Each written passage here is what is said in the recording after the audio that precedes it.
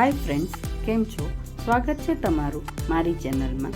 આજે આપણે બજાર જેવી શેજવાન ચટણી ઘરે બનાવશું.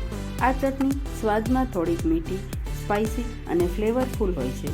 જો આ ચટણી તમે ઘરે બનાવશો તો બજારમાંથી લેવાની ઝંઝટમાંથી તમે છુટકારો મેળવી શકશો અને આ ચટણી 2 થી 3 અઠવાડિયા તમે સ્ટોર પણ કરી શકશો. તો ચાલો બનાવીએ શેજવાન ચટણી. શેજવાન ચટણી બનાવવા માટે સૂકા લાલ મરચાં લેવાના હોય છે. અહીંયા મેં થોડા તીખા હોય તેવા સૂકા લાલ મરચાં 100 ગ્રામ લીધા છે. તમે કાશ્મીરી મરચાંની પણ ચટણી કરી શકો છો. કાશ્મીરી મરચાંમાંથી જો ચટણી બનાવીએ તો થોડીક ઓછી તીખી થશે. આ મરચાંની ચટણી થોડીક તીખી વધારે થાય છે. તેથી આ મરચાંની ચટણી બનાવતી વખતે એક વાતનું ખાસ ધ્યાન રાખવું કે તેને આવી રીતે અડધા કરી અને એમાંથી બને તેટલા બિયા આવી રીતે કાઢી લેવાના છે. બિયા કાઢીને કરવાથી ચટણી ઓછી તીખી થાય છે અને ચટણી સ્ટોર કરવામાં પણ સારી રહે છે. હવે બધા મરચાં આવી રીતે બિયા કાઢી લીધા પછી તેને ગરમ પાણીમાં આપણે ડુબાડવાના છે. હવે આપણે એક વાટકામાં થોડું ગરમ પાણી કરશું. જો તમારે ઉતાવળ હોય તો તેને ગરમ પાણી આવી રીતે નવશેકું ન કરવું હોય તો તેને ઉકળતા પાણીમાં આપણે 10 થી 15 મિનિટ ઉકાળીને પણ મરચાં કરી શકીએ છીએ. હવે આવી રીતે નવશેકા પાણીમાં આપણે 1 કલાક મરચાં પલાળી રાખવાના છે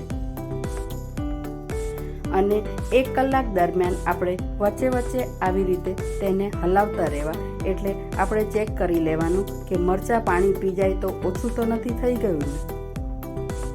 હવે આપણા મરચાં 1 કલાક બાદ પલળીને આવી રીતે ફૂલીને તૈયાર થઈ જશે.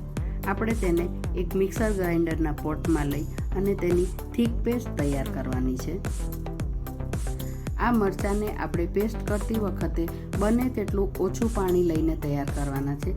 તેથી આપણને જ્યારે આપણે ચટણી બનાવીએ છીએ તેથી પાણી થોડુંક ઓછું હોય તો તે ચટણી આપણને કરવામાં સરળતા રહેશે. હવે આપણી આ પેસ્ટ તૈયાર છે, પણ હજી પણ આપણે આ પેસ્ટ થોડીક ક્રશ કરવી પડશે. તેને ઠીક તો રાખવાની જ છે, પણ આટલી બધી ઠીક નથી રાખવાની. તેથી હજી 1 થી 2 વાર થોડુંક ચર્ન કરી લઈએ. હવે તમે જોઈ શકો છો કે આપણી મરચાંની પેસ્ટ રેડી છે. હવે આપણે શેજવાન ચટણી બનાવશું. તેના માટે આપણે એક પેનમાં લગભગ 5 થી 6 ચમચી જેટલું વધારે તેલ લઈશું.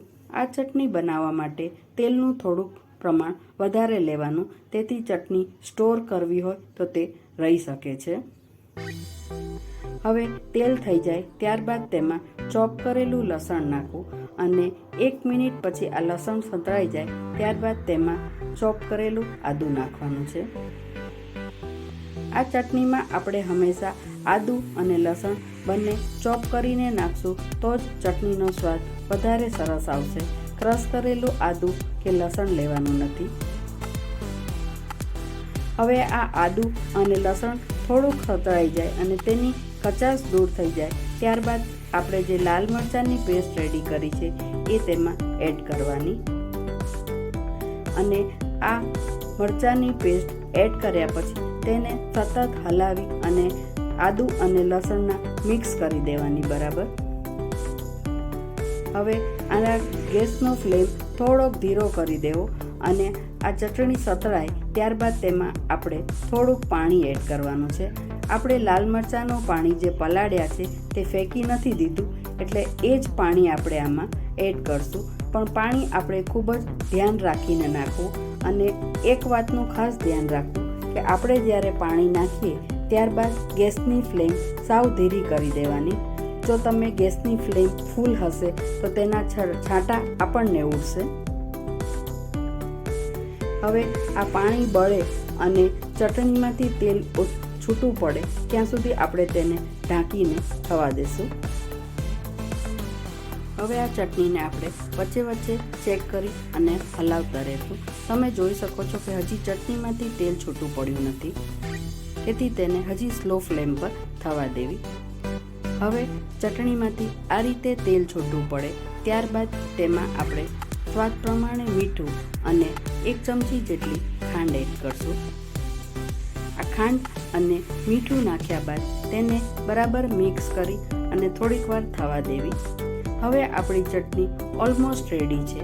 આપણે તેમાં 2 થી 3 ચમચી જેટલું વિનેગર એડ કરશું અને જો તમારી પાસે વિનેગર ન હોય તો સાઇટ્રિક એસિડ કે લીંબુના ફૂલ પણ નાખી શકો છો. આ વિનેગર કે સાઇટ્રિક એસિડથી આપણે ચટણી સ્ટોર કરી શકીએ છીએ. હવે તેમાં સોયા સોસ નાખશું. સોયા સોસ નાખ્યા બાદ આપણે 2 થી 3 મિનિટ આવી રીતે બધું બરાબર મિક્સ કરી અને ગેસની ફ્લેમ બંધ કરી દેવાની. આ ચટણીને તમે આવી રીતે થોડી લિક્વિડી રાખશો તો ખાવામાં ખૂબ જ મજા આવશે અને કોઈ પણ રેસીપીમાં તમે આનો ઉપયોગ કરશો તો આ ચટણી ખૂબ જ સરસ લાગશે. આ ચટણીમાં તમે જો તેલનું પ્રમાણ થોડુંક વધારે રાખશો તો આ ચટણીને તમે ખૂબ જ લાંબા સમય સુધી સ્ટોર પણ કરી શકો છો. તો તૈયાર છે આપણી શેઝવાન